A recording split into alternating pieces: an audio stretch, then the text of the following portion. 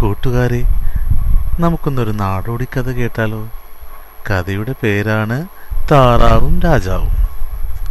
ഒരിക്കൽ ഒരിടത്ത് വളരെ ഉച്ചത്തിൽ കരയുന്നൊരു താറാവുണ്ടായിരുന്നു. അതെപ്പോഴും ക്വാക്ക് ക്വാക്ക് ക്വാക്ക് ക്വാക്ക് എന്ന് കരഞ്ഞുകൊണ്ട് നടക്കും. അതുകൊണ്ട് എല്ലാവരും അതിനെ ക്വാക്ലിംഗ് എന്നാണ് വിളിച്ചിരുന്നത്. എന്നാൽ ഈ ക്വാക്ലിംഗ് വളരെ സമർത്ഥിയായിരുന്നു.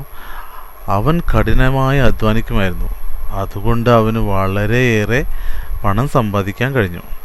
രാജാവിന് പോലും പണം കൊടുക്കാവുന്ന രീതിയിൽ അവൻ വളരെ സമ്പന്നനായി കഴിഞ്ഞിരുന്നു. ഒരു ദിവസം രാജാവ് പണത്തിൻ്റെ ആവശ്യവുമായി ബന്ധപ്പെട്ട് ക്വാക്ലിങ്ങിനെ സമീപിച്ചു. രാജാവിന് പണം കൊടുക്കുന്നതിൽ അവൻ അതിയായ സന്തോഷവാനായി. എന്നാൽ രാജാവ് പണം കടം വാങ്ങിയതിന് ശേഷം 1 വർഷം കടന്നുപോയി, 2 വർഷം കടന്നുപോയി, 3 വർഷവും കടന്നുപോയി. രാജാവ് പണം തിരിച്ചു നൽകിയില്ല. ഞാൻ കുറേ കാലമായി കാത്തിരിക്കുന്നു, കാക്ലിങ് സ്വയം പറഞ്ഞു. അതുകൊണ്ട് അവൻ ചാക്കുമെടുത്ത് കൊട്ടാരത്തിലേക്ക് പുറപ്പെട്ടു. ക്വാക്ക് ക്വാക്ക് ക്വാക്ക്, എനിക്കെൻ്റെ പണം വേണം എന്നവൻ ഉച്ചത്തിൽ വിളിച്ചു പറഞ്ഞു.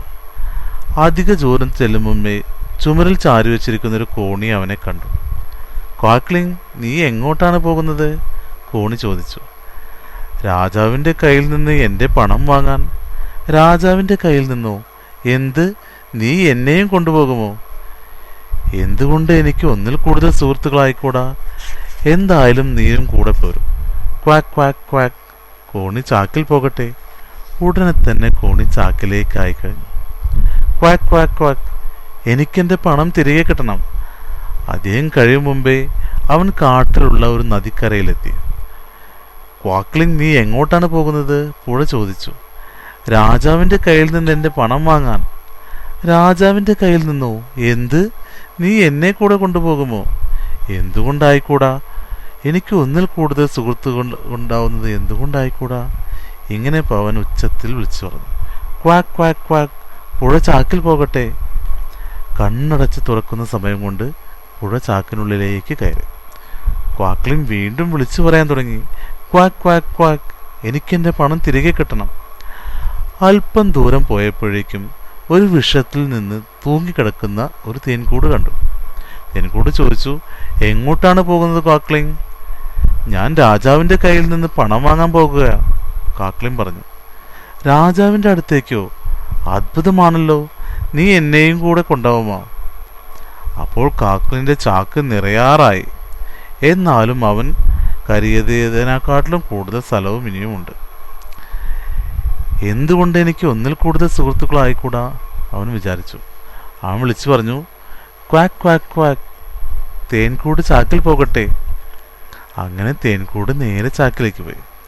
അങ്ങനെ ക്വാക്ലിങ് നടന്ന് നടന്ന് കൊട്ടാരത്തിൻ്റെ അരികിലെത്താറായി. കൊട്ടാരത്തിലേക്ക് കിടക്കുമ്പോൾ കാവൽക്കാർ അവനെ തടഞ്ഞു. അവൻ പറഞ്ഞു, ഞാനെൻ്റെ പണത്തിനായി വന്നിരിക്കുകയാണ്. കാവൽക്കാർ അകത്തു പോയി പ്രധാനമന്ത്രിയോട് കാര്യം ധരിപ്പിച്ചു. പ്രധാനമന്ത്രി കാര്യം രാജാവിൻ്റെ മുന്നിൽ അവതരിപ്പിച്ചു.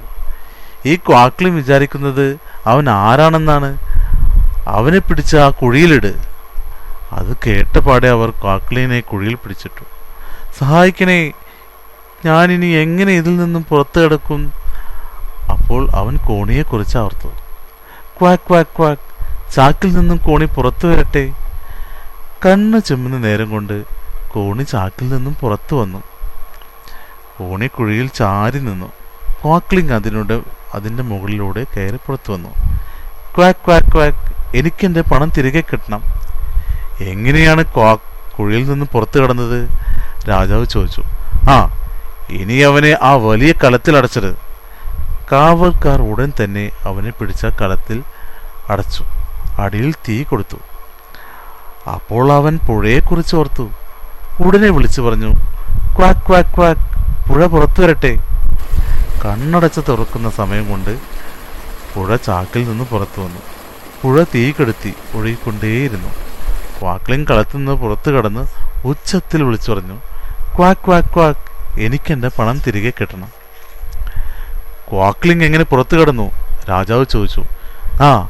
അവനെ ഇങ്ങോട്ട് കൊണ്ടുവരൂ, ഞാൻ അവനെ വേണ്ട സ്ഥാനത്തിരുത്താം, എന്നേക്കുമായി അവനെ. കാവൽക്കാർ ക്വാക്ലിങ്ങിനെ രാജസന്നിധിയിലെത്തിച്ചു. രാജാവ് അവനെ ചാടിപ്പിടിച്ചു. രക്ഷിക്കണേ, എന്നെ ഇപ്പോൾ കൊന്നുകളയുമേ. അപ്പോഴവൻ തേനീച്ചക്കൂടിനെ ഓർത്തു. അവൻ ഉച്ചത്തിൽ വിളിച്ചു പറഞ്ഞു, ക്വാക്ക് ക്വാക്ക് ക്വാക്ക്, തേനീച്ചക്കൂടെ പുറത്തേക്ക് വരൂ. ഉടൻ തേനീച്ചക്കൂട് പുറത്തേക്ക് വന്നു. തേനീച്ചകൾ കൂട്ടം കൂട്ടമായി അതിനകത്തുനിന്ന് പുറത്തു വന്ന് രാജാവിനെ കുത്താൻ തുടങ്ങി. രാജാവ് രക്ഷിക്കണേ, സഹായിക്കണേ എന്ന് പറഞ്ഞുകൊണ്ട് രാജകൊട്ടാരത്തിൽ നിന്ന് ഓടടാ ഓട്ടം. തേനീച്ചകൾ വിടുമോ? തേനീച്ചകൾ രാജാവിനെ പിന്തുടർന്ന് കുത്താൻ തുടങ്ങി. രാജാവ് രാജ്യം വിട്ട് പുറത്തേക്ക് ഓടി. അതിനുശേഷം ആരും രാജാവിനെ കണ്ടിട്ടില്ല. അങ്ങനെ മറ്റുള്ളവർ എല്ലാവരും കൂടി ക്വാക്ലിങ്ങിനെ അവിടുത്തെ രാജാവാക്കി. എങ്ങനെയുണ്ട് കഥ? നല്ല രസമുള്ള കഥയല്ലേ?